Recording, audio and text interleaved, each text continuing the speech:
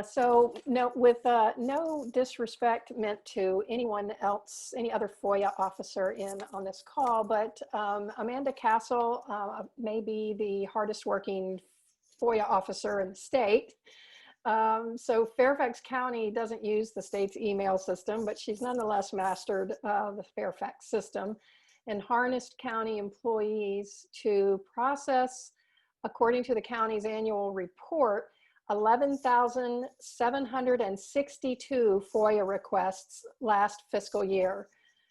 She also finds time to arrange training for her fellow FOIA officers across the state. And Amanda is here today to walk us through what is maybe a typical or maybe an atypical day in the life of a FOIA officer. Amanda? Great, thank you, Megan. Hopefully you can hear me okay. Yes. And I'm going to share my screen. Hopefully you can see the PowerPoint. Yes. Great. All right, well, good afternoon, everyone. If we were doing this presentation in person, I would probably tell everyone this is where we get up and stretch our arms a little bit. I'm excited to be here, and I'm excited to be doing this virtually with you, Megan. Thank you so much for giving me the opportunity to present at this year's VCOG conference. It's been an exciting conference already. We've heard a lot of interesting topics. We've had some different perspectives. So kudos to you for kind of allowing us to see both sides of FOIA, both on the government side and on the side of the media, as well as the public and FOIA requesters. I also want to just quickly thank my boss, Tony Castrilli. I report to the Director of Office of Public Affairs for supporting me to provide this presentation, as well as leadership in Fairfax County. And I just want to also give a big thank you to Alan Gernhardt of the FOIA Council. His training is going to be following my presentation at 3 o'clock, which I'm sure is the reason why many of you are here. I plan to tune in, Alan. This will be the third time hearing your training, I think, in the last year. And every time I hear it, I learn new things. So I'll definitely be tuning into that at 3. So thank you again for having me. My name is Amanda Kastl. I'm the Countywide FOIA officer in Fairfax County. A little bit about me. I've been working in legal and compliance for about 15 years. I initially started my career in the private sector, working for large corporations as well as law firms as a paralegal. Never became an attorney, but worked for attorneys for quite a long time. Ended up getting my master's degree in public policy rather than a JD. But transferred shortly after my 11 years in the private sector to working for local government in Fairfax County. I started in the county attorney's office doing e-discovery, which Josh had mentioned earlier, on the litigation side, the electronic discovery of records. So I worked in the county attorney's office. And then I got this gig as FOIA officer a few years back in March of 2017. I didn't think I was going to get it initially, and I landed the job, and it's been full speed ahead ever since. And I love my job as FOIA officer. I love working for Fairfax County, and I'm again excited to be here with you all. So what am I going to talk about today? Life as a FOIA officer. I'm going to quickly cover what does Fairfax County FOIA office look like. I understand it that many localities actually don't have a FOIA office. They maybe have somebody in the county administrator's office, somebody who reports to their county administrator, perhaps his admin, or a clerk to a board that serves as the FOIA officer for their entity. We in the county actually did establish a FOIA office for responding to FOIA, so I'm going to talk a little bit about what that looks like. Also, specifically, what are my duties as FOIA officer? In terms of defining success in FOIA for the county, one of the things we've done is standardize a FOIA response process. So I'll talk a little bit about that. And then lastly, we have a variety of folks here, again, from both the media as well as the public, as well as government. So I was just going to end with a couple FOIA tips in my experience as FOIA officers, as a FOIA officer that you can take away from this presentation. So moving right along, the Fairfax County Countywide FOIA office, as I mentioned earlier, we are in the Office of Public Affairs. It was established a few years ago. The county was going through a time where we wanted to make sure we were promoting transparency and connecting with the public on open government. And that's one of the reasons why the FOIA office came about. Some others are in terms of efficiency. We wanted to make sure that we were processing FOIA requests as efficient as possible.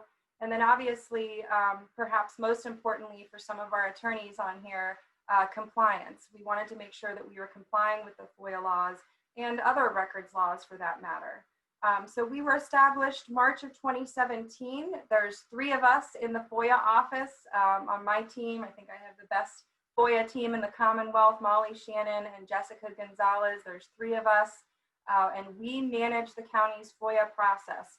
We can't do that alone though. We have a larger countywide team who support us in that. Again, the Countywide FOIA office and my team of 3, the Office of the County Attorney, our FOIA group. We have about 3 attorneys who assist us with FOIA. We could not do it without them. They provide us legal advice on exemptions and you know, different ways of considering the law when responding to FOIAs. So they're a critical part of our team, as well as IT. We learn from them how to process all types of records. Our information technology department not only tells us how we should ingest and process electronic records, but also they helped us develop a tracking system to track FOIAs countywide. And then lastly, at each of our agencies, we actually have a FOIA point of contact. And that FOIA point of contact is really designated as the person that responds to FOIAs for any records held by that agency. So that's been critical in the success in making sure that we get the FOIAs to the right place. Obviously, as the Office of Public Affairs FOIA officer and the Countywide FOIA office, I am not the custodian of all of the county's records. If you want to submit a request to police department, you go right to their FOIA points of contact over there, and as well as for other agencies. So that's kind of what our FOIA office looks like in terms of when we were established and who is a part of the larger county team. I also want to highlight our core goals. There's 3 areas, as I kind of alluded to earlier: efficiency, transparency, and compliance. And everything we do in the FOIA office should align with at least one of those areas. And some of those things that we do are listed there. We have implemented a countywide FOIA policy, as well as a standardized process, which I'll touch on a little bit in a few slides, as well as training. Megan had mentioned that earlier. That's one of, I think, my favorite things to do, to spread the good word about FOIA, not only at the county, but beyond. We had a statewide conference a few weeks ago, which was a huge success. Some of you may have attended that, and thank you again to Alan for providing us with that training so that we could all kind of work together towards learning more about FOIA and finding that balance between transparency and privacy and security. So training is a very critical piece to the success in the FOIA office as well. And then lastly, I did mention that we track our FOIAs countywide, not only for compliance, but to make sure that our agencies are held accountable in how we're responding to FOIA requesters. So moving right along here, here's a couple stats I thought you might think were interesting. We, for the first time in fiscal year 19, put out an annual report on FOIA. Thanks to Megan and a few others from the public for giving us input on the kind of data that you actually want to see. We've realized pretty quickly that what we thought might be beneficial to the public in terms of FOIA data might not necessarily align with the information that the public wants. So that's been really important to us. And there's some of our stats there. I'd like to highlight the fact that police department, of course, is our highest FOIA responder in terms of our agencies. And as Megan mentioned, we did receive almost 12,000 FOIA requests in the last fiscal year. And while FOIA requires we respond within 5 days, we, I'm proud to say, have an average response time of 2 business days. So primary responsibilities of a FOIA officer. So when I first got this job, I knew it was going to be important to establish the core goals of the FOIA office. And I didn't just do that because I think it's important for the county, but for me, in terms of moving the county forward on FOIA, on our FOIA process, I was in it from the beginning, and it's important to me to make sure that everything we do in response to FOIA requests achieve transparency, compliance, and/or efficiency. And I should say that I've made a career really out of finding the balance between transparency and privacy and security. And I hope to continue to do that. And I think this is just one of the ways that I'm learning more about how to do that as a FOIA officer, and attending conferences like this and kind of hearing both sides of it. So I would say at my core, my responsibilities, and I do consider them responsibilities that I have to the public, I should be transparent, compliant, and efficient. And in terms of exactly what that means and how I do that, here are some of the things. Again, Megan suggested I talk a little bit about the life of a FOIA officer. I thought about maybe starting with, I drink coffee in the morning and drop my 3 beautiful girls off at daycare, but you wouldn't care much about that. So here's kind of a list of things that on the day-to-day I'm responsible for as FOIA officer in the county. So I guess first and foremost, one of the things that I get to do is draft, review, and revise FOIA policies. So we do have a countywide FOIA policy. It's kind of a mix of what the code requires we do, and as the county processes requests in terms of being efficient and making sure that we're compliant. We've kind of blended those two things into a policy.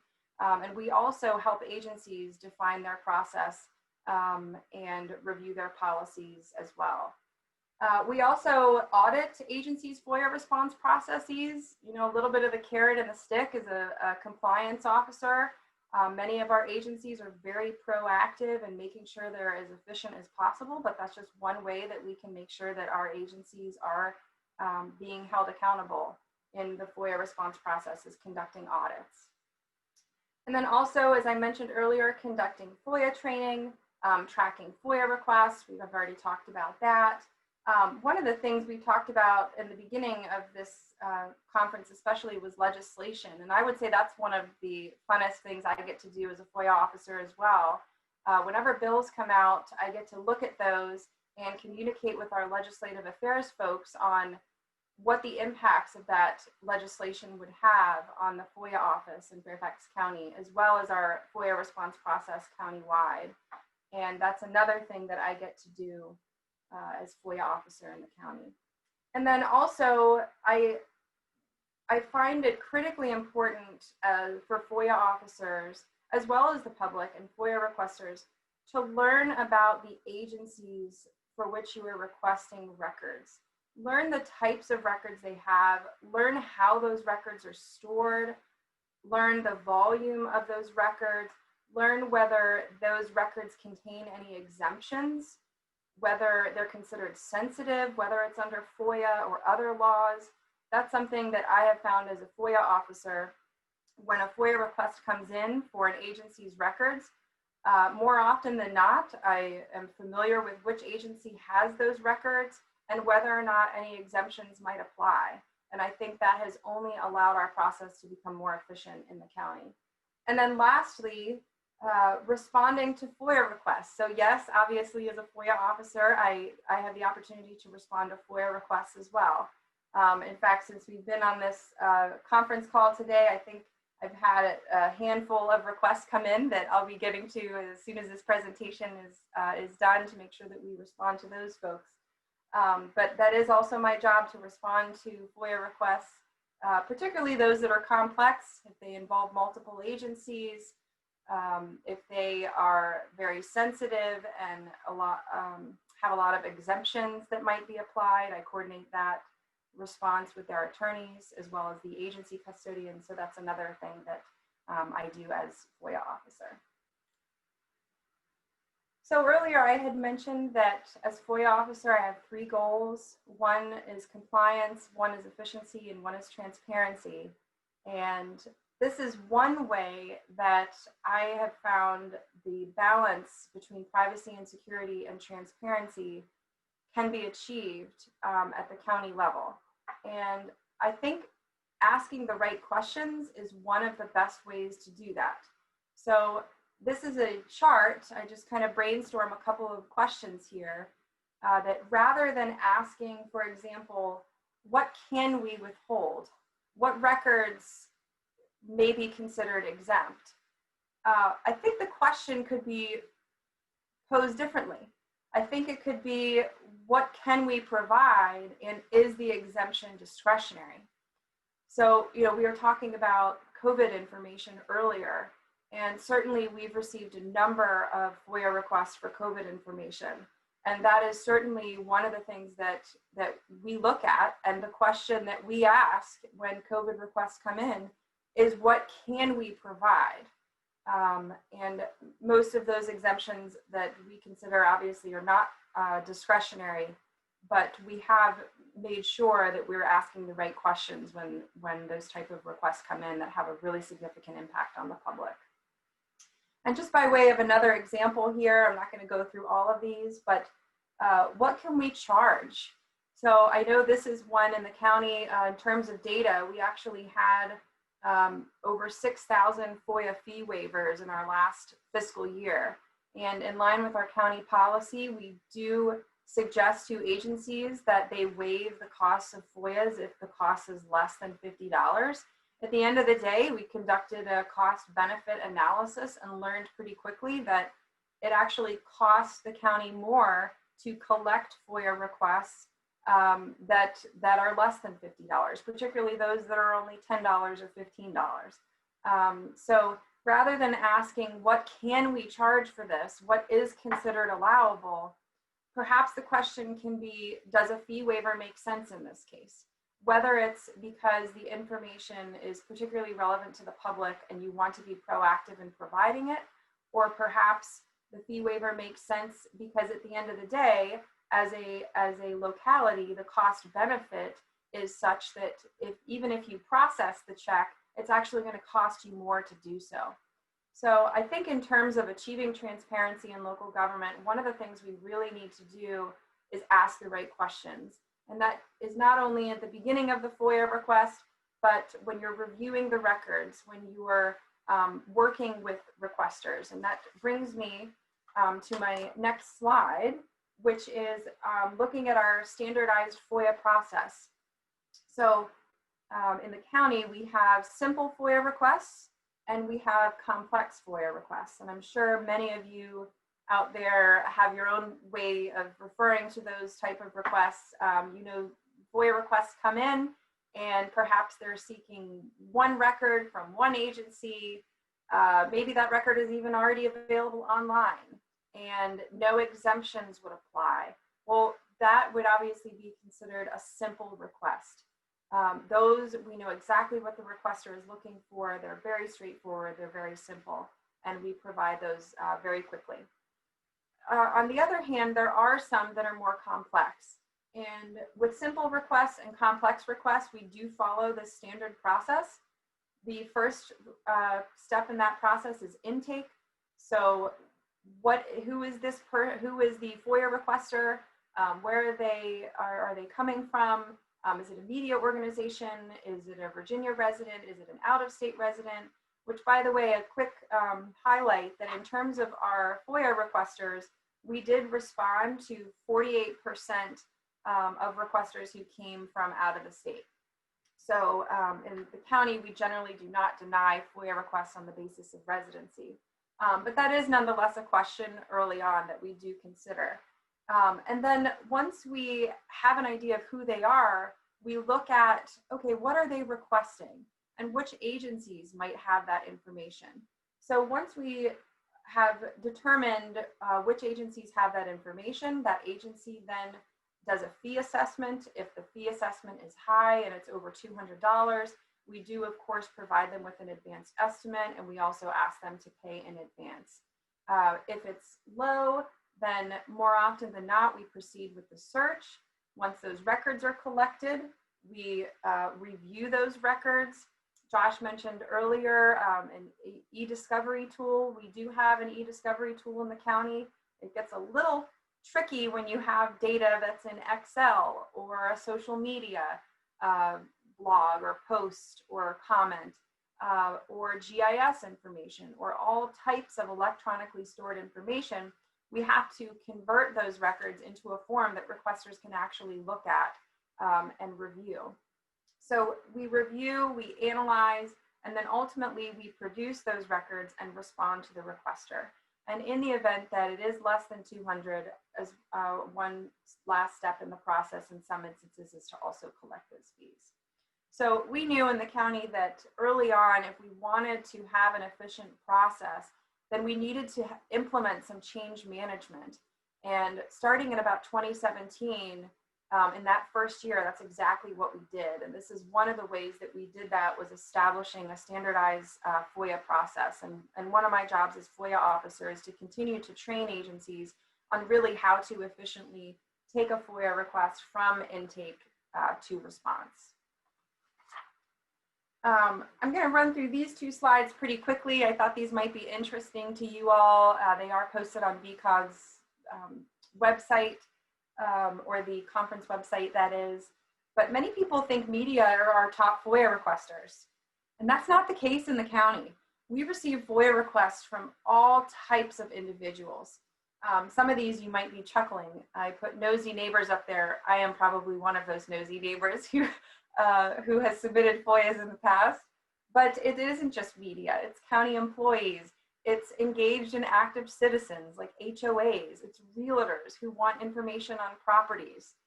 And of course, there's other folks who are involved in public safety matters. We had talked earlier in one of the panels about use of force data. So absolutely, that's definitely a type of requester that we receive requests from as well. And then in terms of what do FOIA requesters seek, this is also, I thought, hopefully something that you find interesting. We receive all types of FOIA requests in our agencies in the county. We have almost 50 agencies, and maybe you're looking at these and maybe you're chuckling again. Yes, golf tee times was a FOIA request. I think someone was a little upset that they didn't get a particular tee time and they wanted to know who took that from them. So that was just one example. I figured a little humor. The F in FOIA stands for fun, as I like to say. These are a couple of examples of what FOIA requesters seek. I want to highlight too that while FOIA isn't new to me, I can still remember years ago when I first started reading the FOIA statute.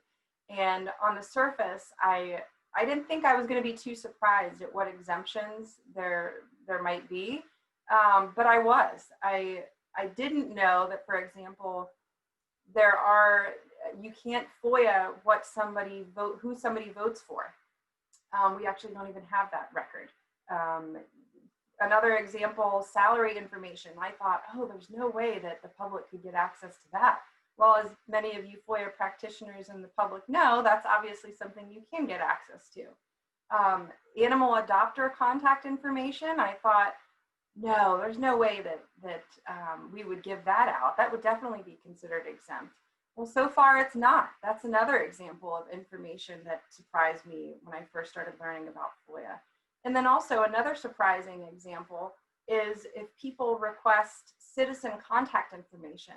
So if somebody is emailing the government, the local government, about a complaint or a concern or even a FOIA request, I thought initially in reading FOIA that information would be considered exempt. And we've interpreted that information to not be considered exempt. So generally, absent some specific circumstances, unless they're like a zoning complainant or something like that, we do actually provide that information. So I do think it's interesting to kind of dive deep into the code and learn more about those exemptions in the context of how we respond to FOIAs. So I wanted to include this as a slide, and hopefully you guys find this interesting. And then I'll conclude with some of these FOIA tips. I hope that you also find these beneficial to the media and the public. First and foremost, yes, in the county, I have a very small team and we are crazy busy in FOIA world, but that does not mean that we are not welcoming more requests and more opportunities to engage with the public and be more open on what it is that local government does. So first and foremost, I suggest you submit more FOIA requests, particularly the media. I know that you all are on tight deadlines sometimes, but I appreciate journalists' FOIA requests. Often they're very specific, and you're willing to communicate and negotiate with us on the scope of your requests. So first and foremost, submit more requests for information. Also, please do make sure that your requests are specific. And then when you're receiving responses, hold government accountable. For example, did the request response cite exemptions if something was withheld? Did the response specify the subject matter and volume that was withheld? Now, sometimes we can't get down to the page number of what is withheld, especially if it's a voluminous request. But that's one way that I think you can hold government accountable, is to make sure that they're specifying the volume of information that's withheld. Also, did the fee include a charge for duplicates? I know Josh had mentioned earlier in their email review for FOIA responses, one of the things that a sophisticated tool will do is deduplicate the records prior to providing those. Sometimes technically you're not really able to do that. You don't have a tool that would allow you to do that. But that is one thing to consider. If you're receiving a response that has 4 copies of the same record and a fee is being assessed, then consider negotiating with the FOIA officer and talking through why you think a fee waiver is warranted in that circumstance. And then lastly, consider negotiating the scope of the request over the phone. I probably speak with FOIA requesters at least 2 or 3 times a day, talking with them about what records they're seeking, helping them word their requests so that we can receive it and efficiently process it. So I do encourage FOIA requesters, the media included, to work with FOIA officers over the phone if that's an option. And then for fellow FOIA officers out there, I know your jobs are busy, and I know that you've got a lot of FOIAs on your plate right now. Perhaps you're in the same boat as we are. We are busier than ever. March, when the pandemic really started, was our highest FOIA volume since the FOIA office was established. So I understand that you all are very busy, and kudos to you for continuing to process those FOIA requests, particularly those that are complex. But you want to make sure that you're holding agency custodians accountable, as well as leadership. If you see a FOIA response that is short on compliance or transparency, then speak up, be bold. I encourage you to do that.